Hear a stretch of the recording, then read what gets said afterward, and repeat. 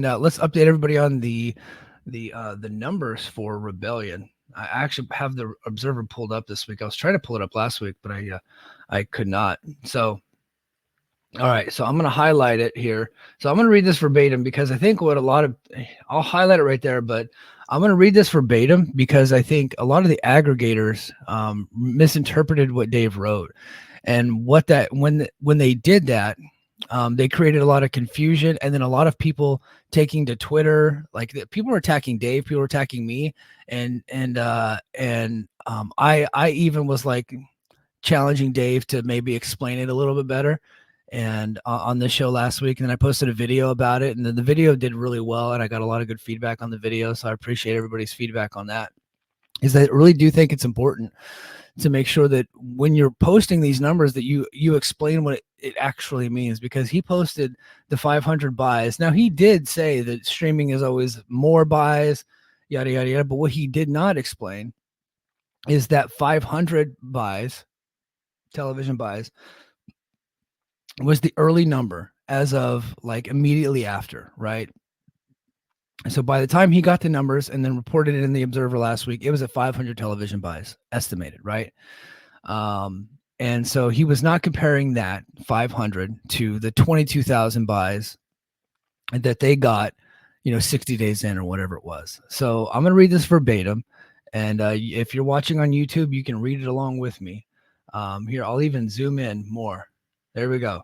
So with late buys counted in, Rebellion is now at 1,200 television buys, and you'd figure streaming to be double television. Well, he typically reports that streaming is triple television. So, which is why he has estimated that Hard to Kill was at 66,000 because it was 22,000 in TV buys.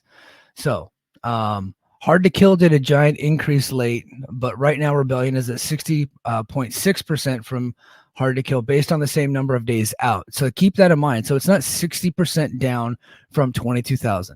It's 60% down from like 10 days out, 10 days after, so something like that, right?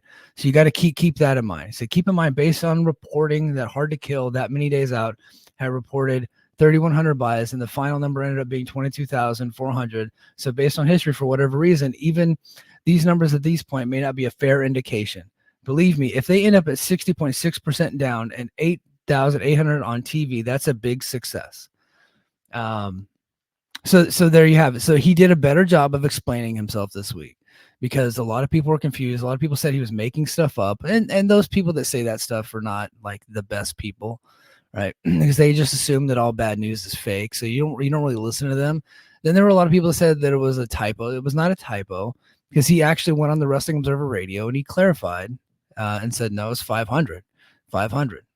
So right now, 1,200. I get the feeling that by the end of this thing, so he's saying that if it ends up at 60.6% down, so last week we were like, I think he reported like 83.4 or is like 89% down.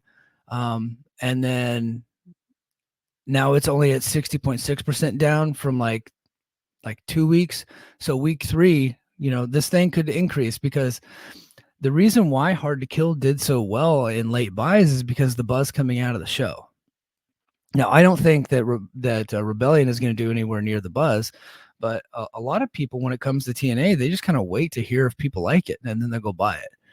And then it's on the same weekend as Dynasty, and so people just prioritize the Dynasty over it, and maybe they're just like waiting. Maybe they're just like waiting until May, right, and then get it on the next cable bill. So some people tend to do that. So I think when it's all said and done, I don't think we're going to get to 8,000 or 8,800 on TV. But I think that this thing is going to do well over 10,000 buys combined with TV and streaming, which for TNA is pretty good. So I think this is going to end up doing okay.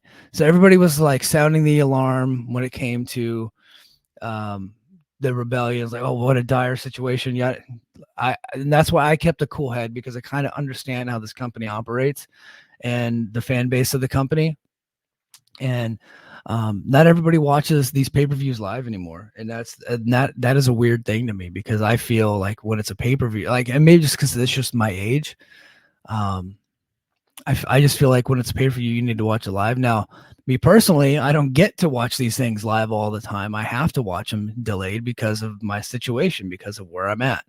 But I feel like it's the pay-per-views are always best watching them live and spoiler free and things like that. So, but yeah, so that's where we're at. We're at 1200 television. So, probably 30, anywhere from 34 to 3800 total. Or so if you triple that, you're looking at over like probably like 3000 on streaming. So we're probably looking at like over 4,000 right now in total. I think we're going to get to over 10 when we get to about 60 days out, when the final reporting comes in, because the final reporting came in about 60 days out for Hard to Kill. So everybody was going crazy. Y'all can relax. Dave finally explained it better, and he really should do that going forward when it comes to TNA, because TNA fans assume that everybody's out to get them and everybody's trying to lie on their company.